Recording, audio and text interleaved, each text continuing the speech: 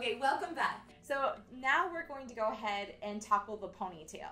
And I know for my husband at one point, this was something he had to learn because when I went back to school to get my master's and then my doctorate, our girls were little and he had to learn to do their hair. And so ponytail is a really easy way to just bring the kids' hair back away from their face, and that way they can go off to school or off to daycare for the day. Okay, so first you want to make sure that you brush their hair out. So you start with a nice brushed out hair. And then you're going to kind of scoop from the side. And then you'll scoop kind of from this side too. And you're gathering it into your hand. You're gathering it into your hand. So you're holding their hair and you're then scooping kind of up with the brush. And hopefully there's no tears because you've already brushed out their hair. Okay?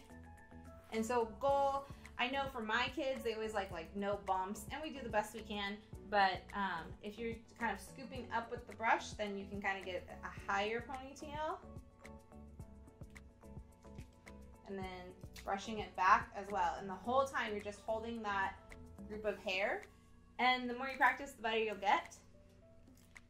And then we put a hair tie in.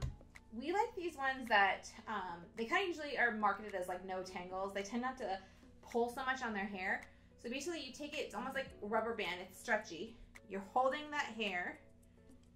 You have the hair tie around your hand and you scoop it over the hair and then pull the hair through. Okay? And then you twist it like a figure 8. And then you grab that hair, that ponytail again, and you scoop it back through. And then you would twist it again and do the same thing. And so that's a ponytail. Now hers has a little bit of bumps, and you can always kind of smooth those out, or sometimes even kind of pull a little bit tighter, but that's a basic ponytail.